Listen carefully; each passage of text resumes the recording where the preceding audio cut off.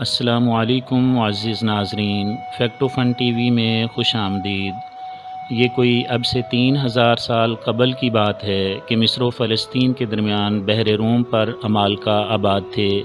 یہ بڑی بہادر اور جنگجو قوم تھی۔ حضرت عیسیٰ کی ولادت سے قبل اس قوم کا حال حضرت یوسف کے حالات و واقعات میں گزر چکا ہے۔ تاریخ میں لکھا ہے کہ اس قوم میں ایک ظالم و جابر حکمراں گزرا ہے جس کا نام جالوت تھا۔ وہ جسمانی طور پر نہایت طاقتور تھا۔ اسی نے قوم یہود کو دعوت مبارزت دی تھی۔ اس نے قوم بنی اسرائیل کو مغلوب کر کے اپنا قیدی بنا لیا تھا اور ان کی آبادیوں پر بھی اپنا ناجائز تسلط جما لیا تھا۔ یہ ان کے نامی گرامی سرداروں کو یرغمال بنا کر لے گیا تھا اور پھر انہیں اپنی قلم رو میں قید میں ڈال دیا تھا، جبکہ بقیہ بچی کھچی قوم پر مظالم روا رکھے تھے اور ان پر خراج مقرر کیا۔ حضرت شموئیل کے دور نبوت میں بھی عمالقہ کی بربریت اور ظالمانہ کارروائیاں جاری رہیں، یہاں تک کہ بنی اسرائیل قوم یہود ان سے عاجز آ گئے اور اپنے نبی حضرت شموئیل سے درخواست کرنے لگے کہ وہ ہم پر ایک بادشاہ مقرر کر دیں جس کی قیادت میں ہم ان ظالموں کا مقابلہ کریں گے اور جہاد کے ذریعے دشمنوں کی لائی ہوئی اذیتوں کا قلع کما کر دیں گے۔ طالوت علیہ السلام ایک بلند قامت، تنومند اور خوبصورت مرد تھے۔ وہ مضبوط اور قوی اعصاب کے مالک تھے۔ روحانی طور پر بھی بہت ہی زیرک، دانشمند اور صاحب تدبر تھے۔ بعض لوگوں نے ان کے نام طالوت کو بھی ان کے طولانی قد کا سبب قرار دیا ہے۔ ان تمام صفات کے باوجود وہ مشہور نہیں تھے۔ اپنے والد کے ساتھ دریا کے کنارے ایک بستی میں رہتے تھے۔ والد کے چوپایوں کو چراتے اور زراعت کرتے تھے۔ ایک دن کچھ جانور بیاباں میں گم ہو گئے۔ طالوت اپنے دوست کے ساتھ کئی دن تک ان کی تلاش میں سرگرداں رہے۔ انہیں ڈھونڈتے ڈھونڈتے وہ شہر صوف کے قریب پہنچ گئے۔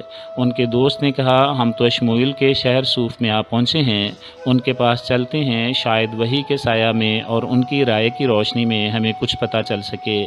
شہر میں داخل ہوئے تو حضرت اشموئیل سے ملاقات ہو گئی۔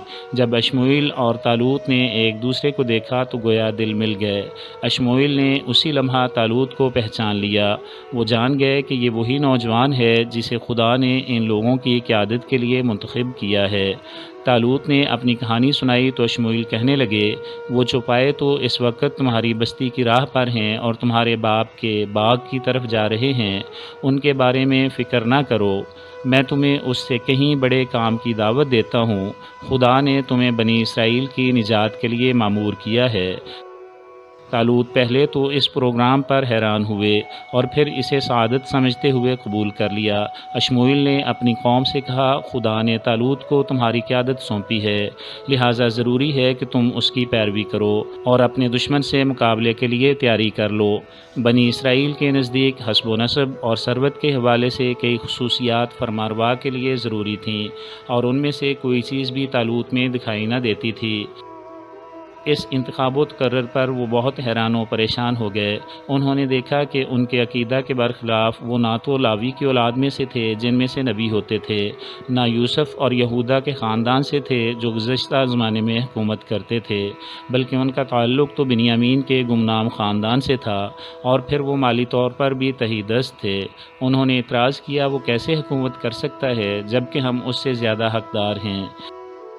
اشموئیل سمجھتے تھے کہ وہ بہت اشتباہ کر رہے ہیں، اس لیے کہنے لگے، انہیں خدا نے تم پر امیر مقرر کیا ہے، نیز قیادت کے لیے ان کی اہلیت اور لیاقت کی دلیل یہ ہے کہ وہ جسمانی طور پر زیادہ طاقتور ہیں اور روحانی طاقت میں بھی سب سے بڑھ کر ہیں، اس لحاظ سے وہ تم میں سب پر برتری رکھتے ہیں۔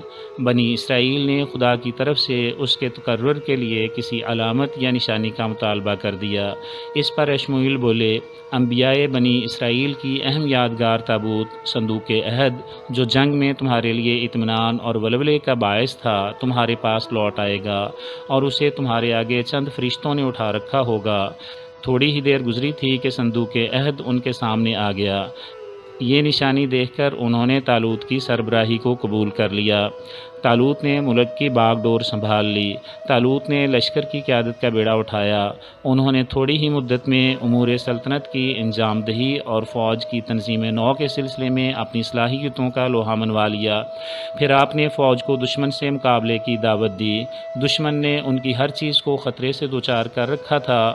طالوت نے تاکید کرتے ہوئے کہا، میرے ساتھ وہ لوگ چلیں جن کی ساری توجہ جہاد پر مرکوز رہ سکے، جن کی صحت ناقص ہو اور جو درمیان ہی میں ہمت ہار بیٹھنے والے ہوں، اس جنگ میں شرکت نہ کریں۔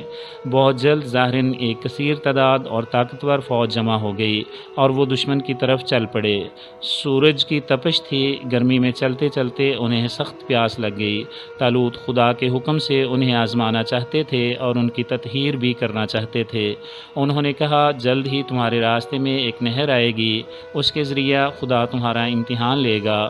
جو لوگ اس میں سے سیر ہو کر پانی پئیں گے ان کا مجھ سے کوئی تعلق نہیں، البتہ جو تھوڑا سا پانی پئیں گے وہ میرے ساتھی ہیں۔ ان کی نظر نہر پر پڑی تو بہت خوش ہوئے، جلدی سے وہاں پہنچے اور خوب سیر ہو کر پانی پیا۔ تھوڑے سے فوجی اپنے عہد و پیمان پر قائم رہے۔ طالوت نے دیکھا کہ ان کی فوج کی اکثریت بے ارادہ اور کمزور عہد و پیمان کی حامل ہے اور اس میں تھوڑے سے صاحب ایمان افراد موجود ہیں۔ انہوں نے بے قاعدہ اور نافرمان اکثریت کو چھوڑ دیا اور انہی کم تعداد صاحب ایمان کو ساتھ لیا اور شہر سے گزر کر میدان جہاد کی طرف پیش قدمی جاری رکھی۔ طالوت کی فوج نے اپنی کم تعداد دیکھی تو پریشان اور وحشت زدہ ہوئی۔ فوجیوں نے ان سے کہا، ہم میں تو اس طاقتور فوج کا مقابلہ کرنے کی سکت نہیں، لیکن کچھ ایسے بھی تھے جن کا دل خدا کی محبت سے معمور تھا۔ وہ دشمن کی فوجی قوت اور کثرت اور اپنی تھوڑی تعداد پر ہراساں نہ ہوئے اور کمال شجاعت سے طالوت سے کہنے لگے، آپ جو مصلحت سمجھتے ہیں حکم دیجئے، ہم ہر مقام پر آپ کا ساتھ دیں گے اور انشاءاللہ کم تعداد کے باوجود دشمن سے جہاد کریں گے، کیونکہ یہ تو کئی مرتبہ ہو چکا ہے کہ کم تعداد خدا کے ارادہ اور مشیت کے سہارے کثیر تعداد پر غالب آئی ہے، اور خدا استقامت اور پامردی دکھانے والوں کے ساتھ ہے۔ طالوت ان کم تعداد اہل ایمان مجاہدین کے ساتھ آمادہ کارزار ہوئے۔ ان لوگوں نے درگاہ الہی سے شکیبائی اور کامیابی کی دعا کی۔ جنگ کی آگ بھڑک اٹھی۔ جالوت اپنا لشکر لے کر باہر نکلا۔ لشکروں کے مابین مبارزت طلبی ہوئی۔ اس کی باروب پکار نے دلوں کو لرزا دیا۔ میدان میں جانے کی جرت کسی میں نہ رہی۔ داؤد ایک کم سن نوجوان تھے۔ شاید وہ جنگ کے لیے بھی میدان میں نہ آئے تھے، بلکہ اپنے جنگجو بڑے بھائی اور باپ کی خدمت کے لیے چلے آئے تھے، لیکن چاقو چوبند اور قوی تھے۔ انہوں نے 2 پتھر ایسے ماہرانہ انداز میں پھینکے کہ ٹھیک جالوت کی پیشانی اور سر میں پیوست ہو گئے۔ اس کے سپاہیوں پر وحشت اور تعجب کا عالم طاری تھا۔ وہ ان کے درمیان گرا اور مر گیا۔